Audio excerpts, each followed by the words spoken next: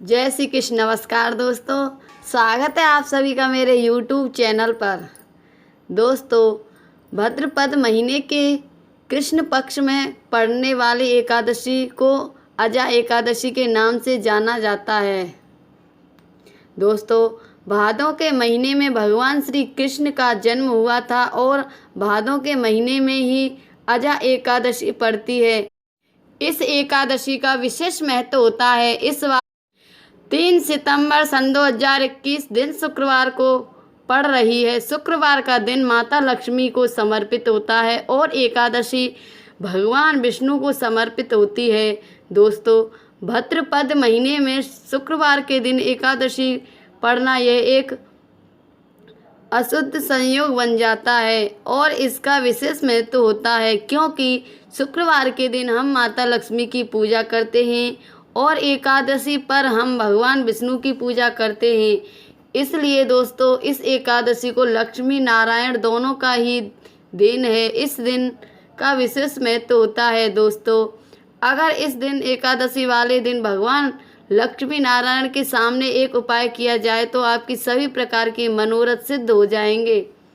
धन की प्राप्ति होगी और संतान की प्राप्ति होगी और सभी प्रकार के कलेश आपको मुक्ति मिल जाएगी। सभी परेशानियों से आपको मुक्ति मिल जाएगी। दोस्तों, आपको एकादशी की कथा सुनने के बाद में ही इस उपाय को करना है। तो दोस्तों, आप पूरी श्रद्धा भक्ति के साथ एकादशी की कथा का श्रवण करें और इन उपायों को करें। जिन्होंने व्रत रखा है वह भी इस उपाय को कर सकते हैं और जिन्होंने व्रत नहीं रखा है वह भी इस उपाय को कर सकते हैं। ऐसा करने से आपके हर मनोरथ पूरे हो जाएंगे और आपको संतान की प्राप्ति का आशीर्वाद प्राप्त होगा। दोस्तों, आइए जान लेते हैं एकादशी तिथि, शुभ मुहूर्त और पारण मुहूर्त के बारे में।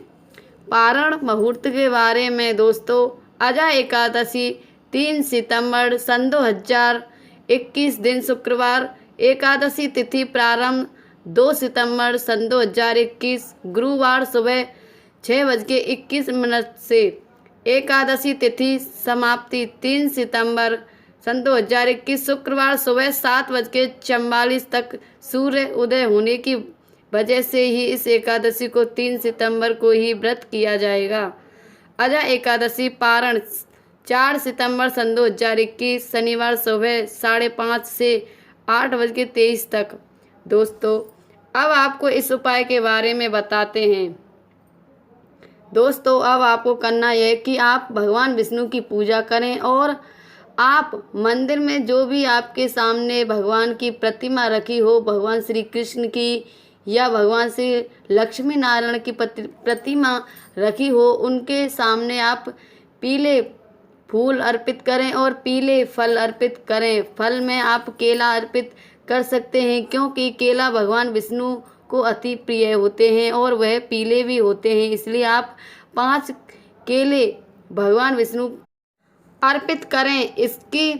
इसके साथ में दोस्तों, आप भगवान के सामने 11 तुलसी के पत्ते अर्पित करें। लेकिन एक बात का ध्यान रखें कि एकादशी दिन तुलसी के पत्ते नहीं तोड़े जाते, इसलिए आप एक दिन पहले से ही तुलसी के पत्ते तोड़ करके रख लें। दोस्तों, अगर आपकी जो भी मनोकामना है उस मनोकामना को पूरा करना चाहते हैं तो ओम नमो भगवते वासुदेव, ओम नमो भगवते वासुदेवाय मंत्र का जाप करते हुए एक एक तुलसी का पत्ता भगवान के सामने चढ़ाते जाएं या सालग्राम भगवान पर चढ़ाते जाएं। अगर आपकी संतान प्राप्ति की मनोकामना तो संतान गोपाल मंत्र का जाप करते जाएं और एक पत्ता भगवान पर चढ़ाते जाएं। यानी आपको एक बार मंत्र बोलना है और एक बार पत्ता भगवान को अर्पित करना है, फिर से मंत्र बोलना है और भगवान को तुलसी का पत्ता अर्पित करना है। इसी प्रकार से आप मंत्र का जाप करते जाएं और भगवान को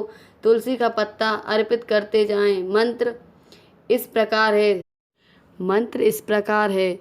देवकी सुत गोविंद वासुदेव जगतपते देहि में तनयम कृष्ण त्वाम शरणम गत। इस प्रकार से 11 तुलसी पत्ते भगवान को अर्पित करें। उसके बाद में भगवान के सामने गाय के घी का दीपक जलाएं। अगर आपके पास गाय का घी नहीं है तो आप किसी भी शुद्ध देसी घी का दीपक जला करके उसमें एक चुटकी हल्दी डाल दें। लेकिन एक बात का ध्यान रखें कि इस दिन आप हल्दी को खाने में प्रयोग न करें। दीपक जलाने के बाद में आप दीपक के अंदर 2 फूल वाली लौंग डाल दें। दीपक जलाने के बाद में आप भगवान के सामने हाथ जोड़कर प्रार्थना करें, अपनी मनोकामना बोलें, कहें कि हे भगवान, हे प्रभु, हम इस मनोकामना के लिए आपका जाप कर रहे हैं, आपकी पूजा कर रहे हैं, वह मनोकामना आप हमारी पूरी करें। उसके बाद में आपको माता लक्ष्मी की पूजा करनी है। माता लक्ष्मी को गुलाब का इत्र अर्पित करें। इसके बाद में आप माता लक्ष्मी को कुमकुम से तिलक करें और माता लक्ष्मी से भी अपनी प्रार्थना बोलें। दोस्तों, एकादशी के दिन गौ माता की पूजा का भी विशेष महत्व होता है, इसलिए इस दिन आप गौ माता के लिए कुछ ना कुछ ज़रूर खिलाएं।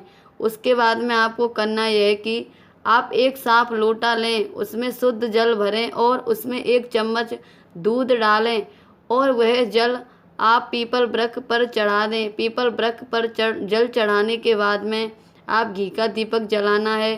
दीपक जलाने के बाद में पीपल वृक्ष की 7 बार परिक्रमा करें और पीपल वृक्ष से अपनी मनोकामना बोलें। उसके बाद में आपको संध्या काल के समय पर तुलसी माता के सामने गाय के घी का दीपक जलाना है। अगर आपके पास गाय का घी नहीं है तो जिस प्रकार आपने भगवान विष्णु के सामने एक दीपक जलाया है हल्दी डाल के, उसी प्रकार आप माता तुलसी के सामने भी दीपक जलाएं और तुलसी माता के 11 बार परिक्रमा करें। तुलसी माता से अपनी मनोकामना बोलें। दोस्तों, आप इस उपाय को श्रद्धापूर्वक सच्चे मन से करें। आपकी हर मनोकामना भगवान लक्ष्मी नारायण की कृपा से पूरी हो जाएगी। आपको संतान की प्राप्ति जरूर होगी। आप सभी को जय श्री राधे, जय श्री कृष्ण।